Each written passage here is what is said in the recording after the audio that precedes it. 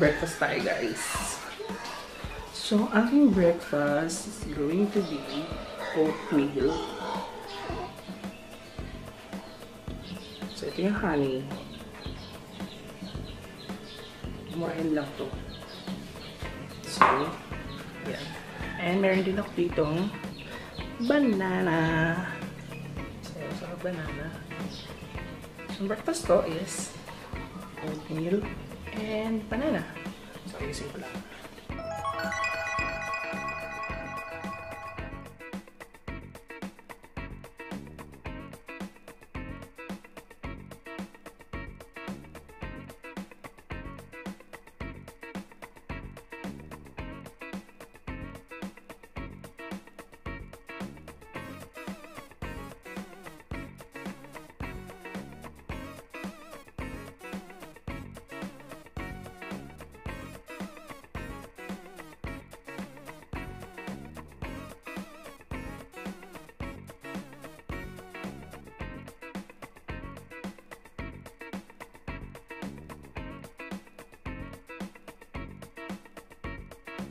And pagkatapos mong kainin yun, I'm gonna have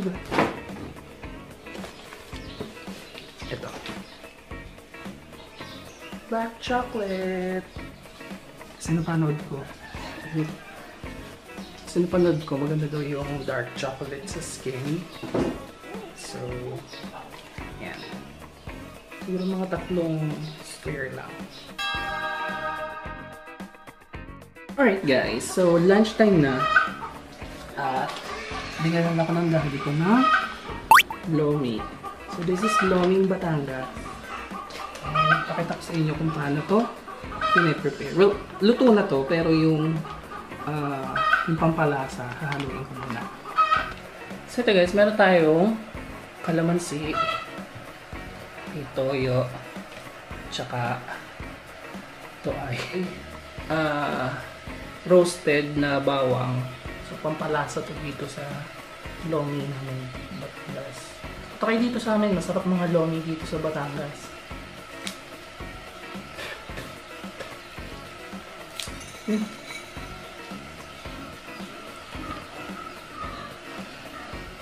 And yung iba, minsan isang kalamansi lang nilalagay or 2. Pero gusto ko sa lomi ko, medyo maasim. So, 3 kalamansi yung nilalagay ko. Dinig naman kayo. Daddy ko yun, nando sa labas. So, ito yung lomi. Tinake out to. Binili sa akin ng daddy ko kasi naalala daw niya ako kapag kumakain siya ng lomi. So, binila niya ako isa. Hiwain ko lang yung kalamansi.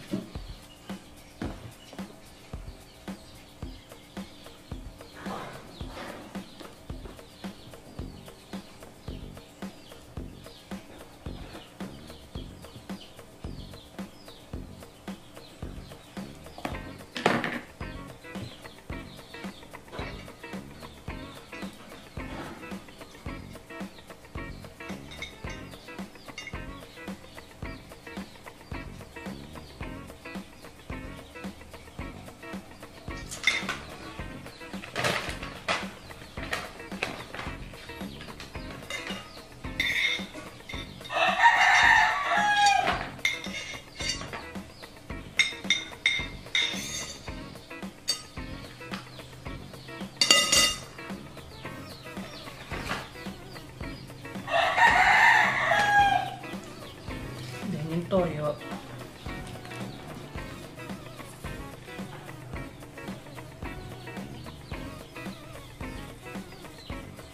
Di ba sila dati nagbibigay ng sibuyas kapag ka-take out? Sibuyas? Hindi sila naglalagay? Wala. Wala. Pero hindi rin naman ako nagsisibuyas eh. Napansin ko lang. So, haluin ko to.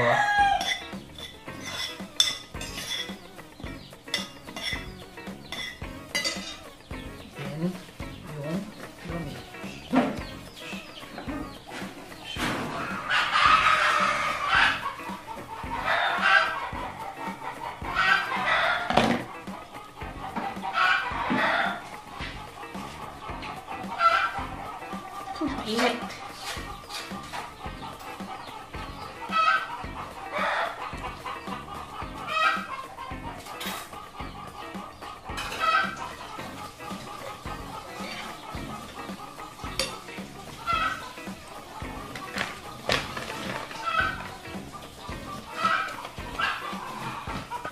So ito guys, ang Loming Batangas.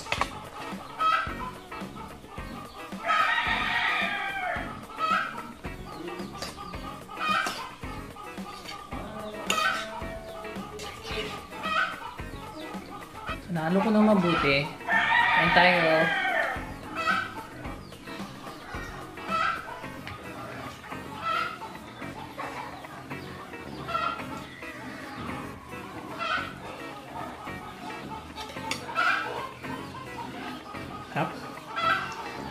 Okay, so kung mapapagawi kayo dito sa Batangas, punta lang kayo dito sa amin. Masasarap ang lomi dito sa Rosario. So, busin ko na muna to. Grabe, pinagpawisan ako doon sa lomi. Sarap.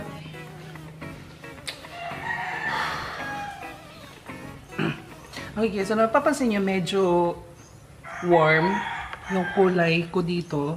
Kasi SLR na yung ginagamit ko. And sa previous video ko,